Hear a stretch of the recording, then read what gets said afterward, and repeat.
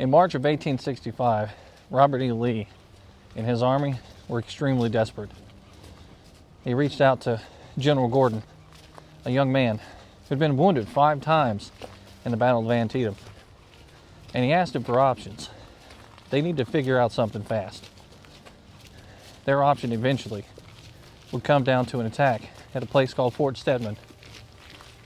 That's where we're headed today, to Fort Stedman.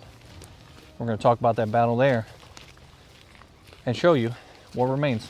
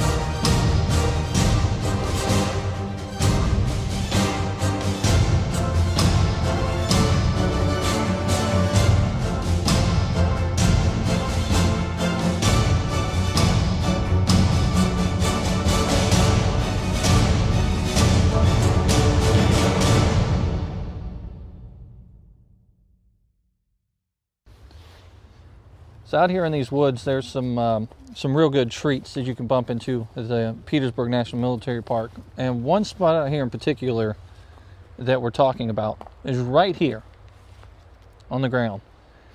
They have a set of rails that you can see there, just a very small section. This was the main rail line, Meade Station, that is, that was supplying the Union Army out here at this battlefield. During the Battle of Fort Stedman, part of the plan was to actually take over this section of works out here and make their way towards this rail. They wanted to affect this supply line eventually. They wanted to stop the supplies coming in and out to this Union Army. Also, the British civilians' account of seeing tin cans around the earthworks after both armies had moved out of the area and seeing the overload of supplies that were left in the trenches for the Union Army versus what was left in the trenches for Confederates, is all because of this station here.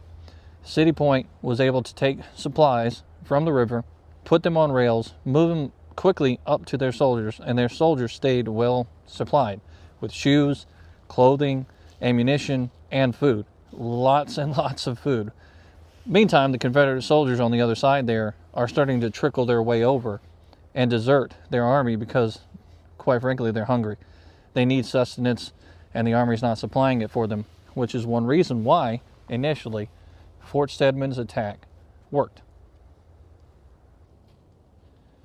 So as you walk out here, and you come to the end of the trail, you see this cabin. Now, when this road is opened up, you can actually drive to this parking lot, stop, and go check out the fort and everything that's over here.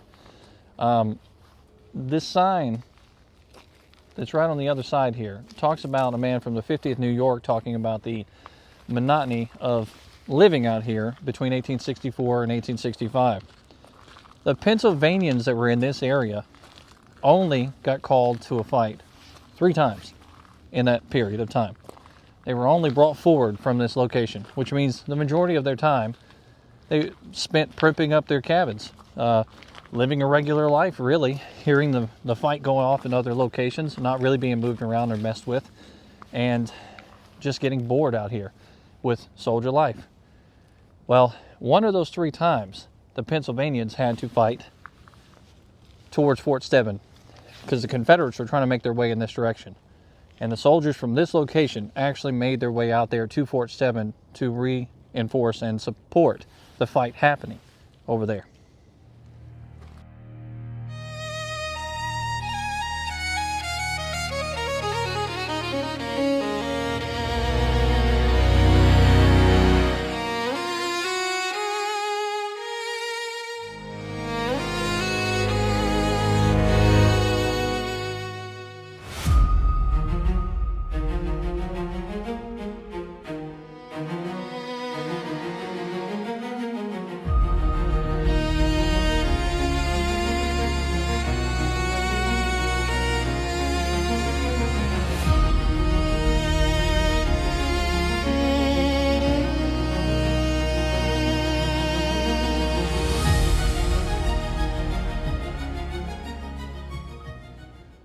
I'm going to take you inside this cabin and show you what this exhibit looks like on the inside. Right now, not very good. They have a giant hole in the roof here.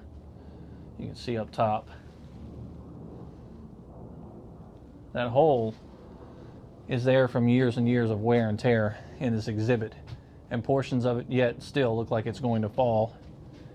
You can see it buckling right there under pressure. And they have little wooden slats up in here trying to help the situation out. A lot of mold. But this exhibit kind of represents some of the cabins that would have been out here with the Union soldiers. A little bit of modern stuff on this cabin, some modern looking windows and modern latches and things like that. But from a distance, if you come out of the woods and you see something like this, just imagine rows and rows of little cabins built up like this. This is the reason why the entire area is not really wooded. It's during Fort Stedman, this whole place would have been cleared out. You could see as far as the eyes could see, and it would be earth mound after earth mound of earthworks, and also those little cabins that made up the little city for those Union soldiers. We're going to walk over here towards this recreated earthwork.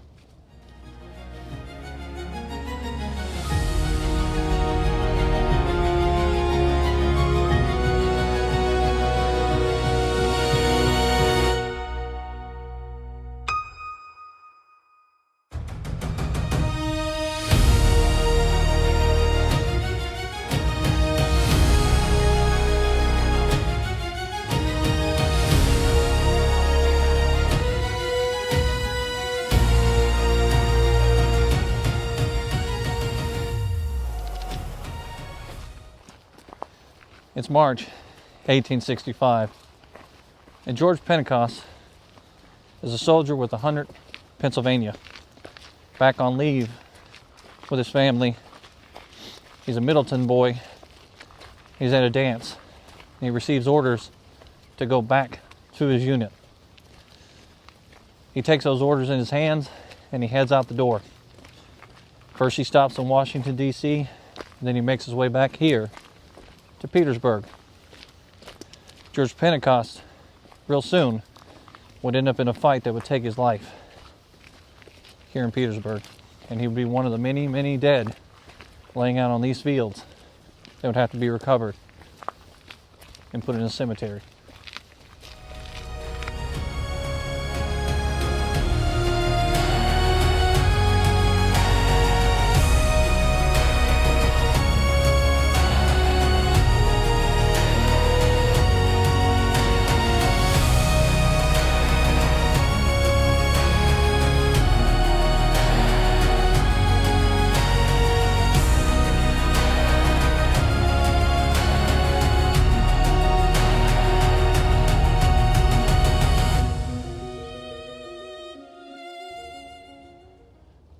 Structures like this one out here at Petersburg really give you a good vantage point of what life would have been like in the trenches.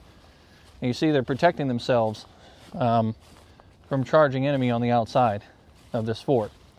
And we have all this wood that's inside here that's been built up from them being here for a very long time. The soldiers would have been behind these trenches for a long time, so they have to reinforce and build this small fort, if you will, for cannons to be placed in a strong point like the corners.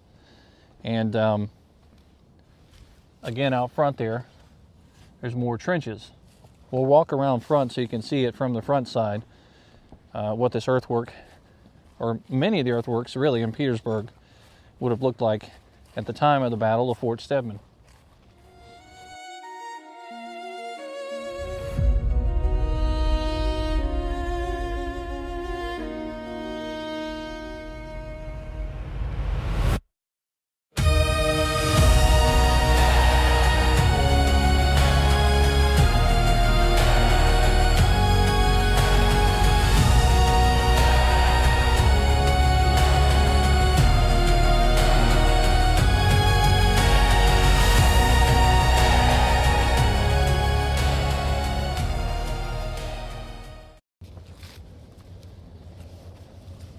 in March of 1865, it would have probably been pretty cold out here, just like it is today.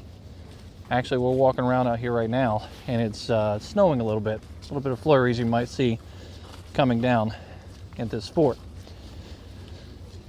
At that time, going back to the beginning of March, the London Times actually had an article in it about March 6th, I believe it was, in 1865, where they were predicting the crumble of Richmond.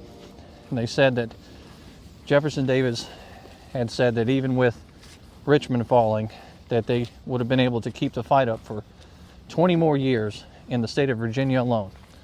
And that the London Times suspects that Richmond and Virginia was going to have to prove that fact here pretty soon. A lot of people were already thinking that the war was coming to an end or getting close. And even in some of the letters that I've read about the Battle of Fort Stedman, there was talks prior to that they believed that Robert E. Lee was a little bit desperate and that the Confederate Army was falling apart. At the time, there was roughly 57,000 men in the ranks of the Confederate Army. But every single day, more and more Confederate soldiers would come out from behind their trenches and sneak away across to the pickets where the Union soldiers were, with their hands in the air, and surrender to the Union soldiers simply just for food. They were that hungry. Again, the Confederate Army would end up using this against the Union Army when they attacked Fort Stedman, as the forward deployed men who were starting this fight were actually acting like people who were running away from the Army and surrendering to the Union. And then they would attack the men in their forward trench work as they were going into so-called surrender. They would attack them and surprise them. Now, just as promised here, we flip this thing around and we are now on the outside of those recreated trenches here in Petersburg. And you can see this forward area here where soldiers could get down and hunker behind, and then you have the abattis, or the woodwork on the outside to protect the main structure of that fort. And then, of course, the openings where the cannons are placed at strong points or angles in order to attack and fire down the line. It's pretty neat what they did out here. When they first dug this stuff out, I came here shortly after, and all of this was in pretty good shape. They had raised up the dirt molds there, the dirt mounds, pretty high, and all of the woodwork was nice and even, and everything looked real sharp. And this fort has kind of always been here for a while, but it's kind of falling in disrepair right now. So maybe when they get those roads open back up and people can get back out here, we can get some volunteers to do some work out here.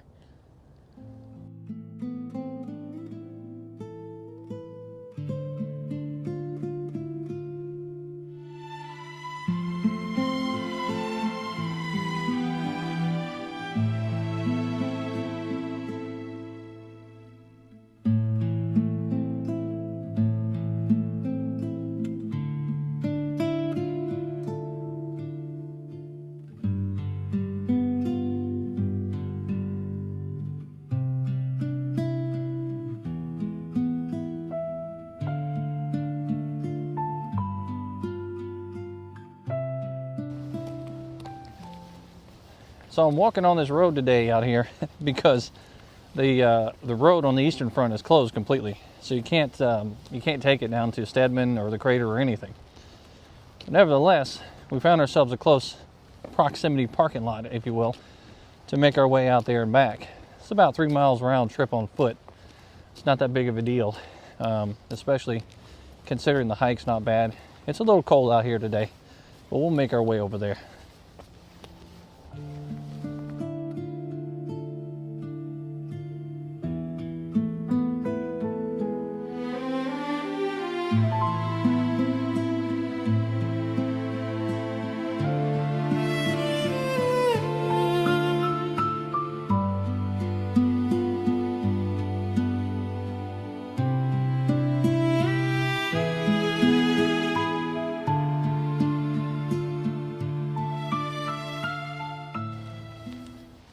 So what you have out here in this situation is AP Hill.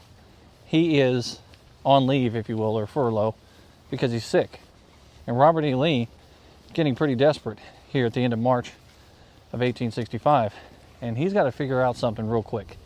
So he goes to John B. Gordon, who is his next most trusted young general out here in these trenches. And he gives him the ability to come up with options. It says, provide me with some options, what you think is possible out here on this field. So Gordon comes up with 3 options. First option is that they negotiate peace with General Ulysses S. Grant. The second option is that they abandon the trenches and abandon Richmond and get the heck out of here as fast as they can and meet up with Joe Johnston in North Carolina. And then the third option is that they attack a point in the lines that they determine is weak, and they throw everything at it as fast as they can, hoping to break open the lines, make their way towards that railroad depot we were talking about, and some of the secondary lines that they think are out here, capturing as many soldiers as possible, as many rations as possible, and possibly scaring Grant and his army out of the trenches into another position.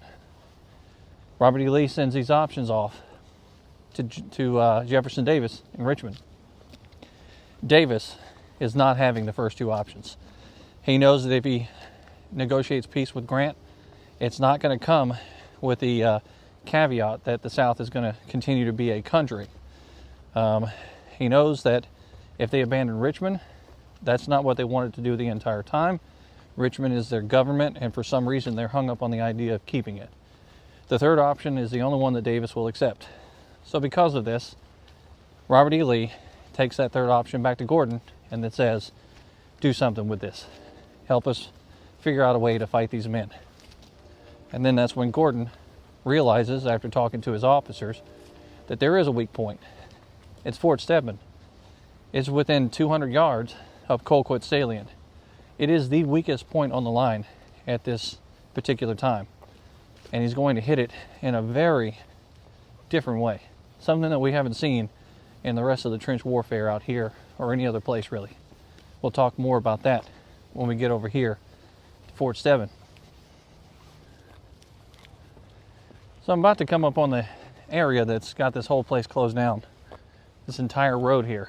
It's a little bit of a pothole. Sinkhole, if you will.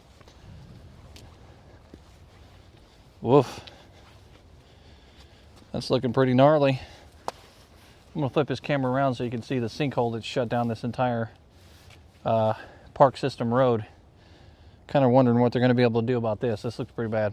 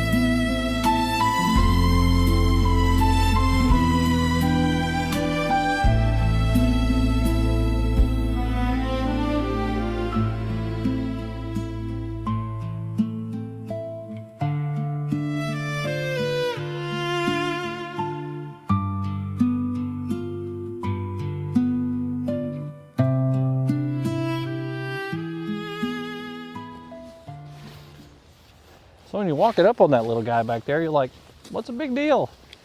Why do they have this whole park shut down for that thing? And then you get there and you look underneath and you're like, oh my gosh, that was huge. That thing goes all the way up underneath the road there. I can only imagine some poor innocent person comes driving through here and hits that soft spot and then boom, collapses. Their car goes right into it. The front end of it tore all up. It's nasty. It's a good thing they got it shut down. But hopefully they can get it repaired here soon so we can get some people back out in this park again. At least not the people that are on foot, the people that are in cars.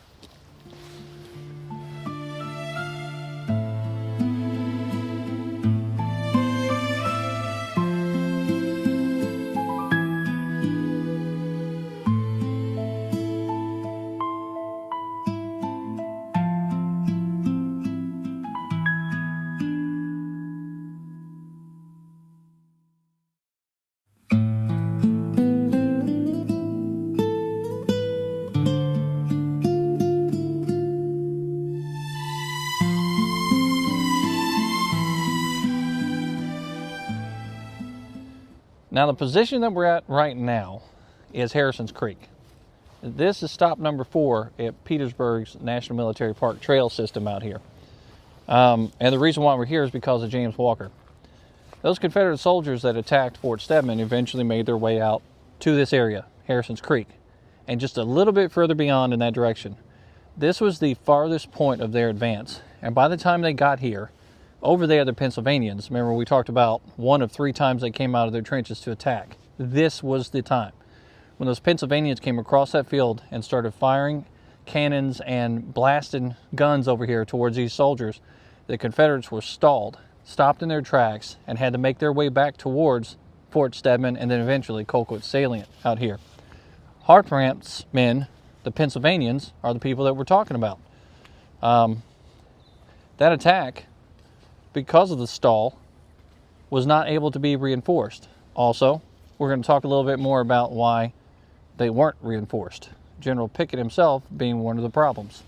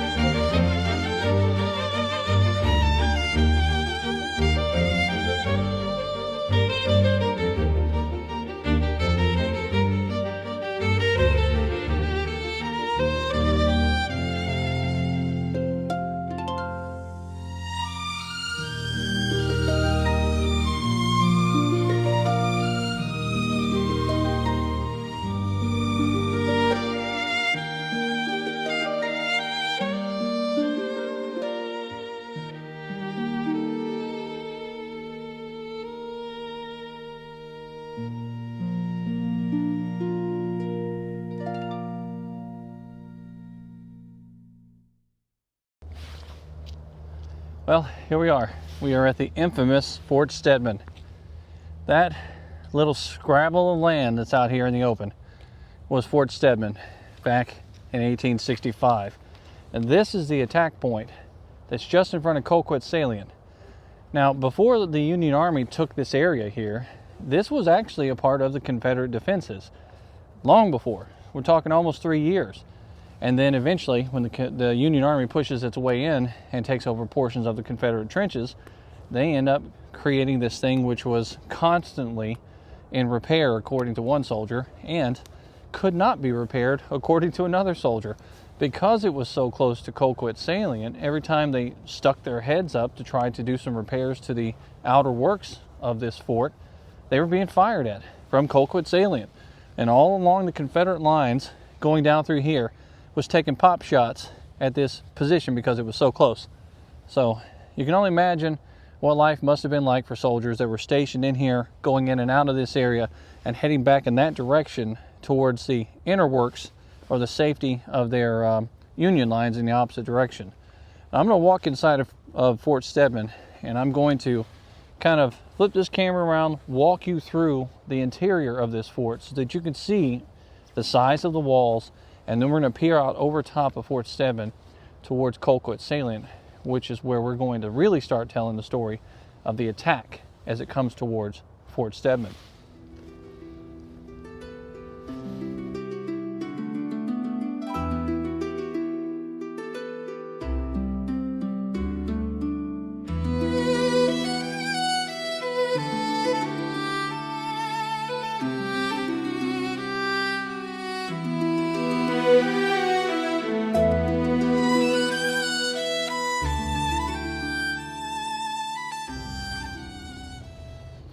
All right, so we're going to head up inside here, inside of Fort Stedman.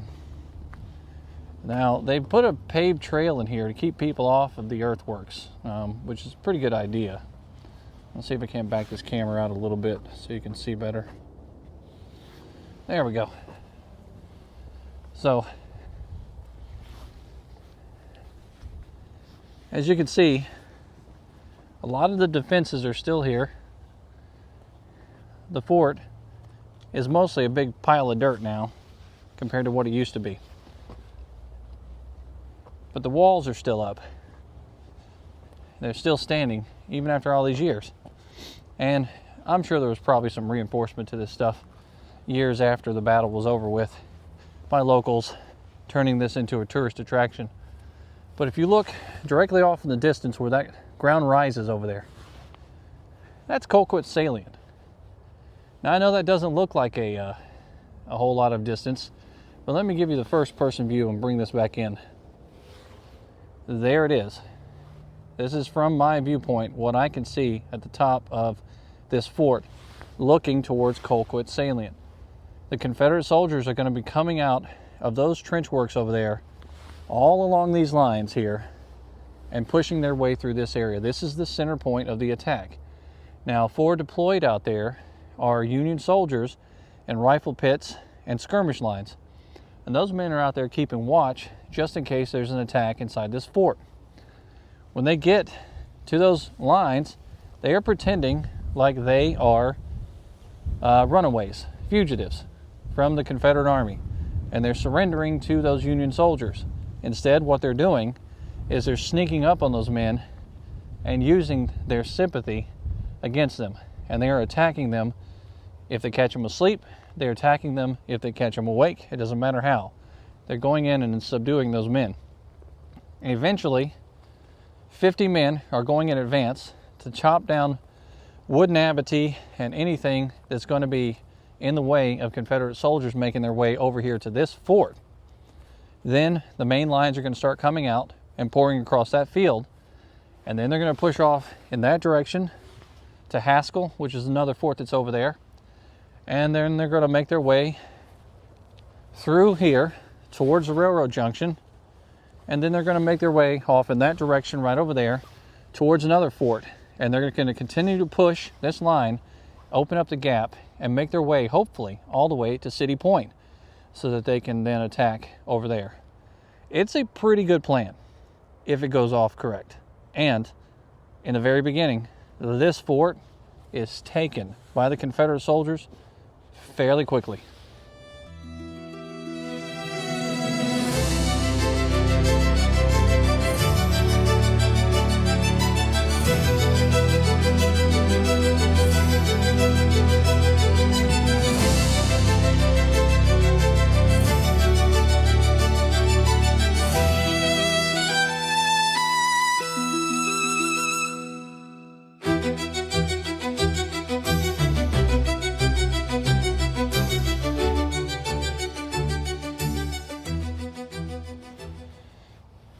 Now, up on a hill is a nice sign that you used to be able to come up here, press this little green button here, and that speaker would pump out some narrative about the fight that happened here at Fort Stedman. It's a good viewpoint of the fort looking from this position on. Plus the picture, if you take a look here, kind of gives you an idea of what this small fort looked like with the trenches extending out from either side towards Fort Haskell and so on. And then these soldiers that are back here that are having to go back and attack towards Fort Stedman and take it back. It's pretty amazing. But the sign doesn't work. So it seems like the roads at Petersburg are not the only thing in disrepair out here and needing help, whether it be funding or volunteer work or otherwise. There's a lot of things out here that really could be worked on, upgraded, and improved so that this national park can continue to tell a very important story of the Battle of Fort Stedman and others here at Petersburg.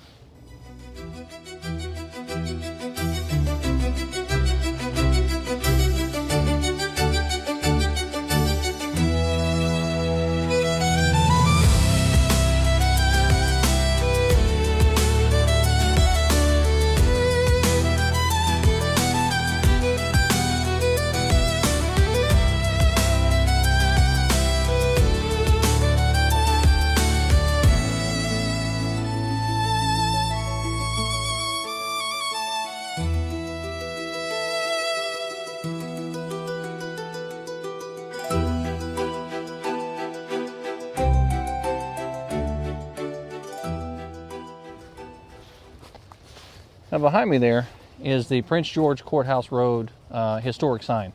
It's that green and white sign that I have on video that I'm posting up here in this video. This road would have been a road that both of those armies would have used throughout the American Civil War. Both the Union and the Confederate armies traveled up and down this road. This is literally walking in the footsteps of the soldiers.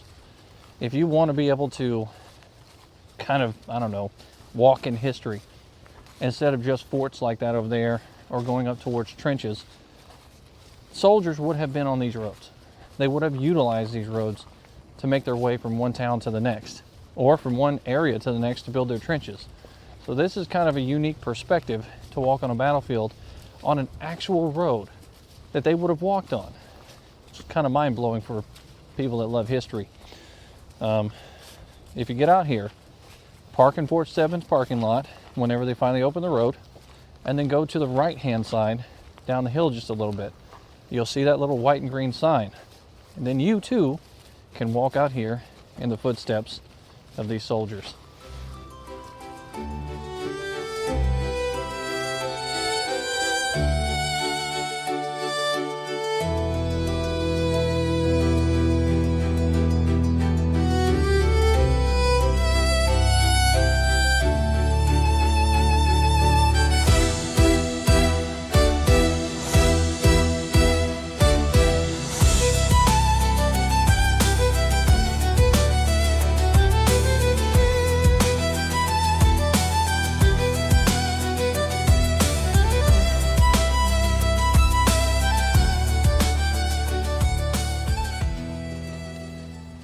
Well, that was a pretty good walk out there on the Courthouse Road.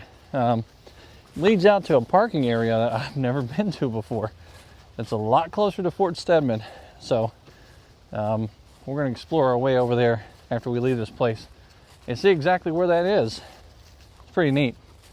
But now I'm heading back up the hill towards one of the monuments that's out here dedicated to the Union soldiers that fought here at the Battle of Fort Stedman on March 25th of 1865.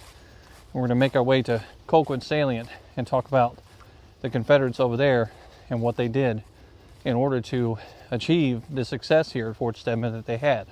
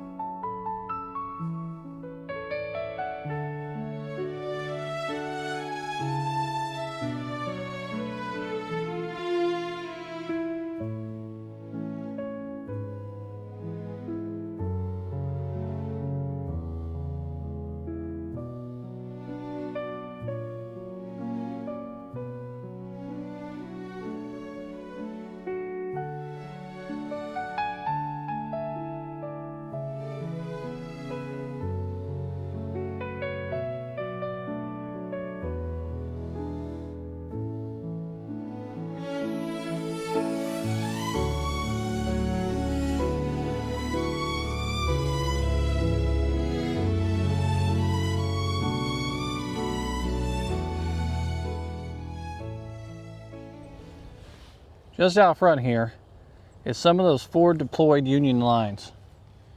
The cannons are placed out in advance here as well. Now these are the lines that the Confederates are trying to come to and attack prior to getting up to Fort Stedman itself, which you can see Fort Stedman right over here, off and behind there. These defenses were pretty formidable for these Confederate soldiers. So it's no wonder when they were preparing for attack that they knew that they had to have some kind of surprise in order to take these lines from the Union soldiers, which is why this attack went off at about 4:30 in the morning on March 25th of 1865.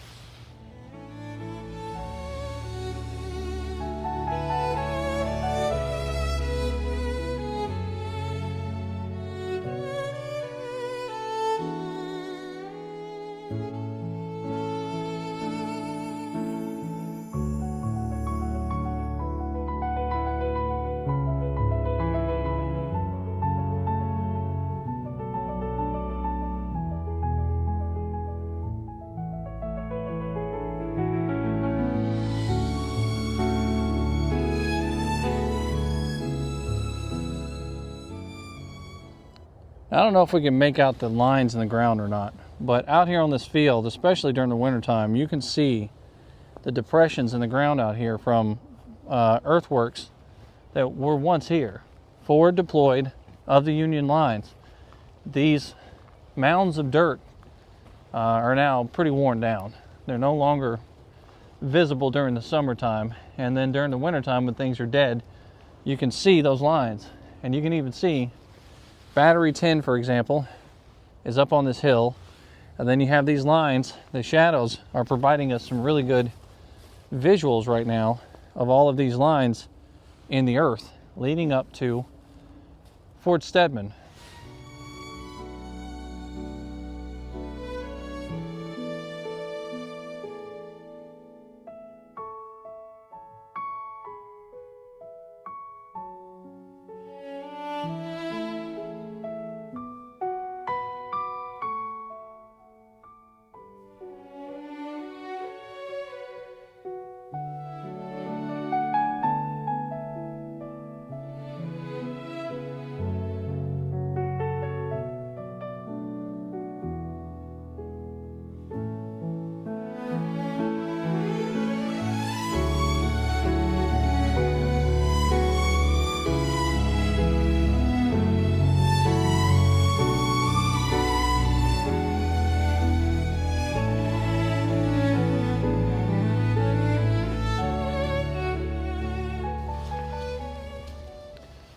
So now General Gordon talks to Walker, and he asks him for advice also.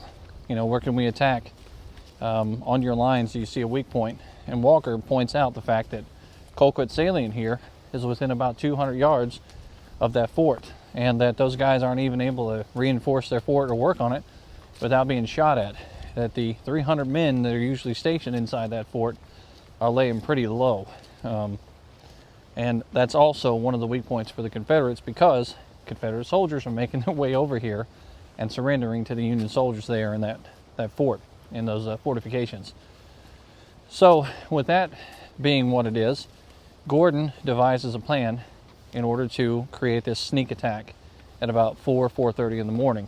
Now historians have always debated exactly what positions these soldiers were in, or which units fought where out here during this attack. And because it was so late in the war, the reports and everything that came in on this fight aren't as clear as some of the earlier fights in the Civil War. So we can only surmise based on who was attached to who as far as officers are concerned, exactly who fought out here at Fort Stedman. And so we're going to put together kind of a small clip, if you will, of the battle itself as far as the troop movement's concerned.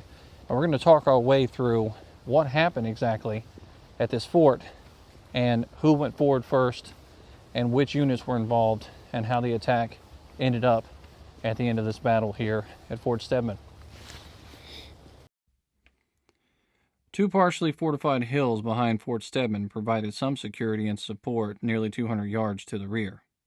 9th Corps men occupied the fort, led by Major General John G. Parke, who relieved General Burnside after the Battle of the Crater. The division, led by Wilcox, defended the line from Fort McGilvery to Battery 13. Napoleon Bonaparte McLaughlin defended Fort Stedman with 14th New York Heavy Artillery and Massachusetts men to the north and to the south, with fewer than 2,000 men. John Gordon inspected the Georgians' plans. First, before dawn, select men would unchain the works out front to open a path. 2 pickets would move out and act as deserters to attack the Union pickets. Next, some men would use axes to clear Union works near the fort, approximately 50 of them. The 300 men with unloaded rifles would then use bayonets to capture the fort itself. One issue, Pickett's men didn't have enough rail cars or were slow to get into the fight, and that reduced the force to 10,000 from 18,000. Gordon's division was in place by 4 a.m. Ransom and Laws was to the left of Gordon. There was a single shot fired to signal the attack. The 57th North Carolina led the way, along with other units, to easily capture pickets. 6th North Carolina would be behind the 57th North Carolina with their axes. Union lines were alerted, but couldn't get armed and couldn't make it to the fort in time. With Union troops neutralized in front of the fort, the rest of the army began the attack. Wallace and Ransom took over Battery 10. Terry, Wagaman, and Casey took Batteries 11 and 12. The rest of Gordon's men became stuck outside of the fort. Confederates filed to the right in a low-lying point where hand-to-hand combat broke out. Brigadier General McLaughlin entered the fort when the Southern troops had just taken it. While inside, it was dark, and he began to give orders to Confederate soldiers who were listening to him. But once the sun started to rise and they realized that McLaughlin was a Union soldier, they took him captive. Battery 9 at Fort Haskell started lobbing shells into the fort, and the Confederates widened the gap and fanned out. The 57th and 6th got lost at this time, and there was resistance. And then the attack began to stall. North, Ransom pushes back against the 57th Massachusetts. 2nd Michigan mounted a counterattack, and Ransom fell back. The 20th Michigan, 1st Michigan, the 50th Pennsylvania came to the rescue of Michigan. The 207th and the 209th Pennsylvania sent word to Wilcox for aid, and he promptly sent men. They then pushed back against 4 deployed Confederate soldiers. Ransom then counterattacked, and for a short time he drove the Federals back. With no support, however, Ransom pulled back and dug in. Terry's brigade pressed south, but received heavy resistance. Thinking Fort Haskell was seized by Confederate soldiers, artillery began to fire at the Union troops inside Fort Haskell. Tiny Fort Stedman was now jammed with thousands of Confederate soldiers as Gordon tried to organize in vain and push east. Gordon realized that this was a total failure, and he requested for General Lee to call this off, and Lee then consented. But Federals had already formed an arc around the fort itself, and now Confederates were in there in their own crater. Battery 11 and 12 were recaptured. Then the lines began to tighten. At 7:30, Confederates began to try and make their way back to Colquitt Salient. The Union presses closer as Gordon and his men retreat, but the 49th North Carolina remained isolated because they didn't get word that there was a retreat happening. A brave courier volunteered to take the word to the 49th North Carolina, and he made his way out to them. He then guided them back as they made their way back to Colquitt Salient, but not without massive loss. At 8 a.m., Fort Stedman was recaptured by the United States soldiers, and it was the end of the Battle of Fort Stedman. For 30 minutes, men would lay across this field in various different states, injured, lost, some of them dead. And then finally the call was made for the soldiers to come back out of their trenches and retrieve their men and bury their dead.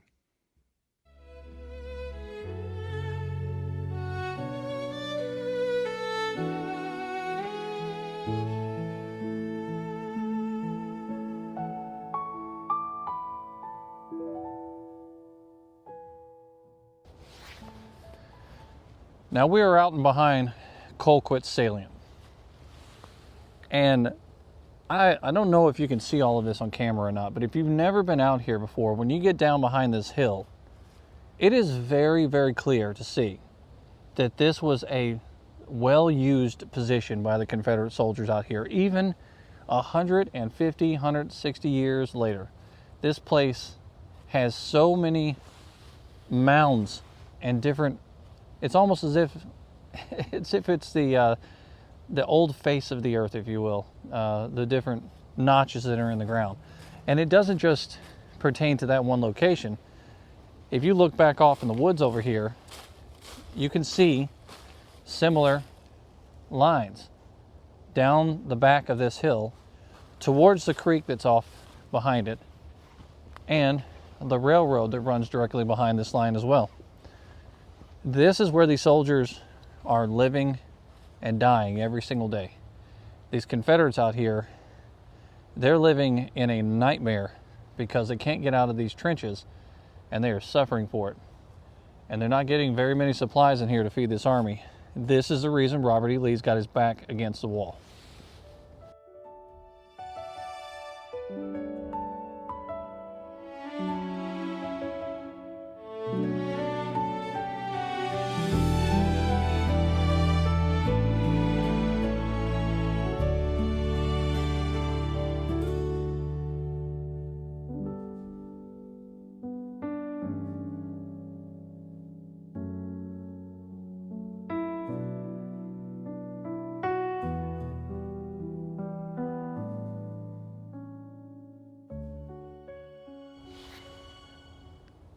Now that we just came off of this little boardwalk here that goes across the creek, and you look up the hill here, I mean, you're really getting a view of some of those earthworks that we were talking about, the Confederate lifeline, the place where these guys were living in mud huts, and every single day dealing with the shells that are being lobbed over here in this position. It was a desperate situation for these soldiers out here. These Confederate soldiers were very aware of their position in life. It's a little bit better of a view from the distance.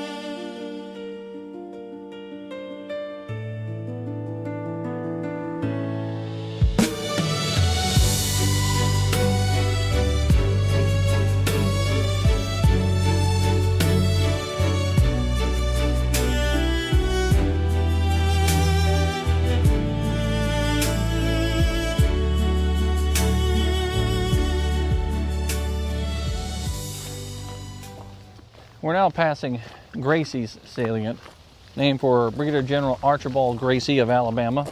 That little sign back there tells you about that, about how he was here and part of this area facing Fort Stedman, and how Alabama defended these works for the entirety of the siege of Petersburg without losing them. Neat little history like that, that if you're not on foot on the ground out here walking around, you're probably going to miss it. So if you ever come out to Fort Stedman or Petersburg National Park and you park at Fort Stedman, don't just go to the fort. Walk all the way out to Colquitt Salient and make that trip around.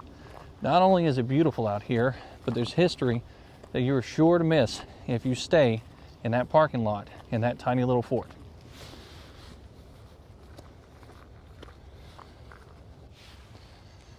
So we're at the front of Colquitt Salient now, and now that we've walk through the battle itself, with that map that we put up on the screen and talked through the different units that are out here. And we've kind of discussed how this battle unfolded. I'm going to flip this camera around and I'm going to walk you from Colquitt Salient in the position of a Confederate soldier headed towards Fort Stedman. Now remember, this is March of 1865. It is 4:30 in the morning. It is pitch black outside. It's cold. You can hear stepping, soldiers' canteens. The Union soldiers in the works over there probably have fires going. You can hear the sounds of people moving around. You can't hear much anything else. And you're going across this field in the dead of night, not able to be seen by the enemy over there unless something shiny flashes off a fire. And if you've ever been on the middle of a battlefield, even during some sort of a reenactment, and it's the middle of the night, and you try to walk around, you know exactly how dark that gets. It's extremely dark out here. Even with the trees gone, it's really dark. So we'll flip this camera around and we'll walk in that direction and kind of talk about it along the way. The cool, frosty morning made every sound distinct and clear, and the only sound heard was the tramp of the men and the cries of the Federal picket as he ran with all speed into fort shouting, "The rebels are coming! The rebels are coming!" Brigadier General James A. Walker, Confederate States Army. So here we are at Colquitt Salient, and there's that marker that we went to earlier that talks about Colquitt Salient and put in the video. Now if I'm a Confederate soldier coming out from behind those trenches, I'm making my way across this field. And as we go across this field, just kind of pay attention to the terrain directly in front of us here as we walk towards Fort Stedman. Now these soldiers come out from behind these trenches, and it's 4:30 in the morning. It's extremely dark, and as they're coming across here, they have to first move their own defense works in front of Colquitt Salient. Then they have to come out through here and find their way towards the forward deployed soldiers of the Union Army, which are positioned out here just in front of where they are. As they're coming out, it's only a small band of soldiers making their way out here. Somewhere between 25 to 50 soldiers are coming out acting as if they are surrendering to the Union soldiers. They make their way right about here, and they end up inside some of the smaller fortifications that are built for Union soldiers who are forward deployed keeping a lookout. Then they subdue those Union soldiers, and they come up this hill and they make their way towards some of the main earthworks and defense lines that are forward of Fort Stedman. You can see Fort Stedman's out here off in the distance. And then there's one of the batteries. Out here are some of the defense works that are forward of the battery. About this time, that's when the 100 men are out here with their axes, and they are chopping away, and they are trying to get through to the battery. They get through to the battery, and they give that signal that they have made their way through, and they clear a path. Then the Confederate soldiers start to pour out from the salient. Now, we've just walked from way back over there. It's really not that far of a walk between us and the first line of defense, where the battery is, and where those lines were that we were talking about off on the left-hand side. Confederates are now pouring through here, and they are making their way up towards the fort. They've subdued Battery 10. They have flipped that battery around, and they're pouring fire into the works over here. Now the men are having to come up on the top of this hill, make their way across this field in the right out open spaces.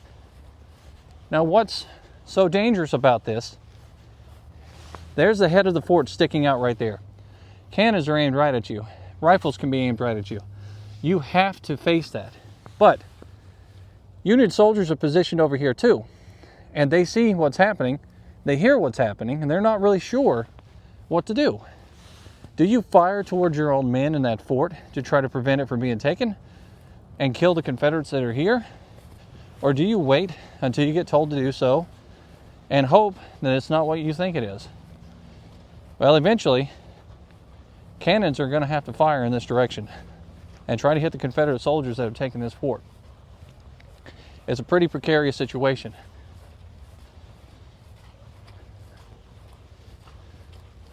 It's a little bit sloshy out here today, so we'll try to keep our feet as dry as we can. Now I'm going to come up over here on the side where they've cleared out the dirt or the grass so that you can get close to the fort and see the lines here.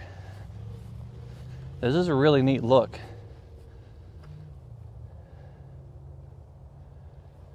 And here we are. This is the defense work that's coming off of the fort itself. Right here. This is the main line of defense. And it's going to connect off over the side here. And these batteries are going to also be part of that main line of defense out here. Confederates are pouring over this main line of defense right here. They are pouring into that fort directly right there. They have taken that fort within a short matter of time. John B. Gordon himself is able to put his feet inside of this position. Soldiers are now moving in this direction. Union soldiers are running. There was a description from one letter of a Union soldier that was out here that said as they were sleeping in their tents that men were awakened by soldiers coming in and bayoneting them inside their tents here near Fort Stedman. Imagine that, being asleep, 4 o'clock in the morning, and someone stabs you with a bayonet. Once they get to this side, now the question is what to do.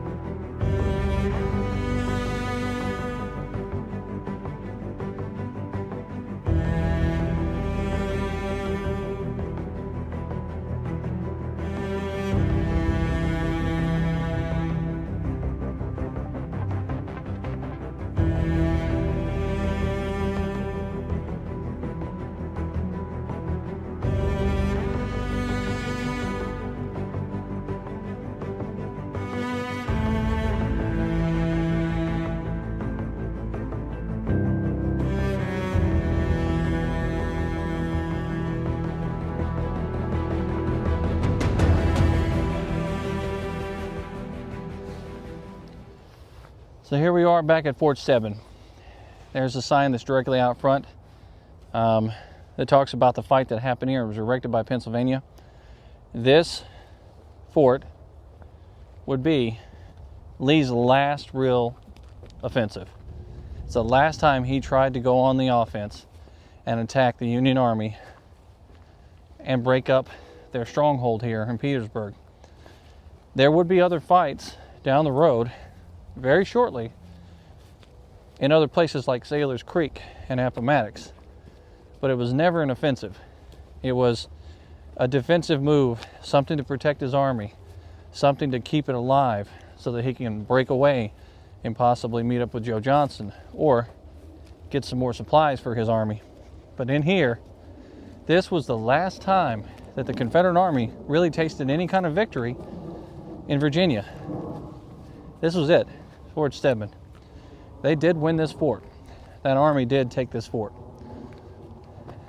But then it starts to break down. Once they get inside this fort, they're confused. There's an actual officer that's inside this fort with the United States Army that starts giving orders to the Confederate soldiers, and they get confused and they don't know who to listen to. But then they realize that that officer is a Union soldier, and they take him prisoner of war. Off in that distance right over there, right back here, Union soldiers are now being attacked by Confederate soldiers that have poured out of this work and across that field. Those Union soldiers are having to make a decision about firing on their own lines, and they do so. But then another battery off in the distance here realizes over there at that fort that there's Confederate soldiers that could possibly be in there turning the guns. So they accidentally start to fire on that fort, where Union soldiers are actually firing towards this fort to try to take the Confederates out. The Confederates get past this line and go over the other way.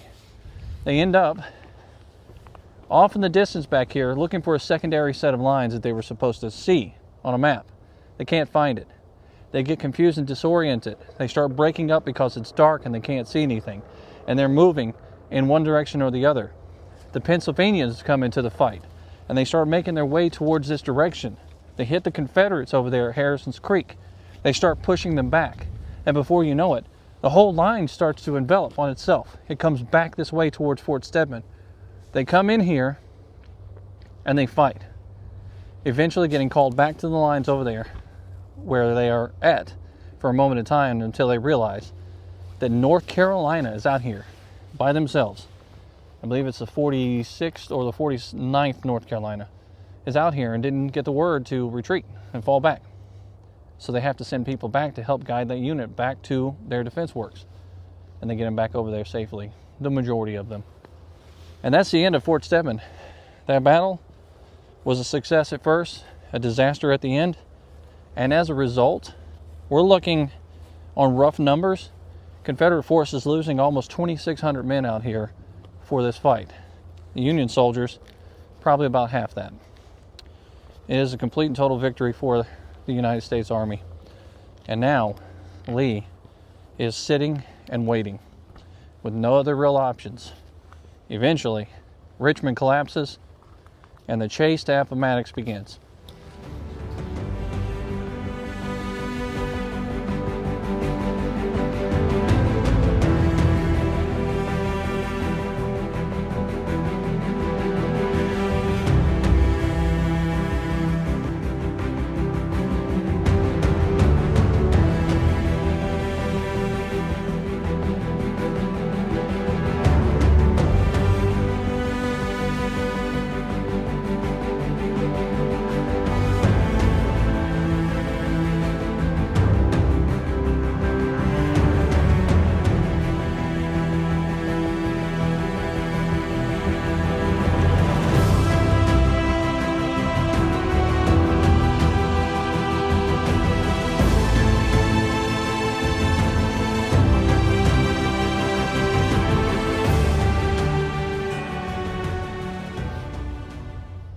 Well, I hope you've enjoyed our video out here at Fort Stedman. I've enjoyed the walk.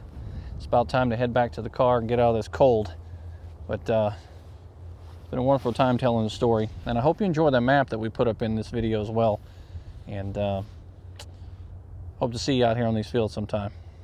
Be looking out for our link that we're going to put down in the description if you're here for the live premiere to add your email to an email list where we start giving you updates and ask for suggestions and things like that for the channel. It only makes this channel stronger, and it builds our community here at History with Waffles, because we're not just a YouTube channel putting out videos.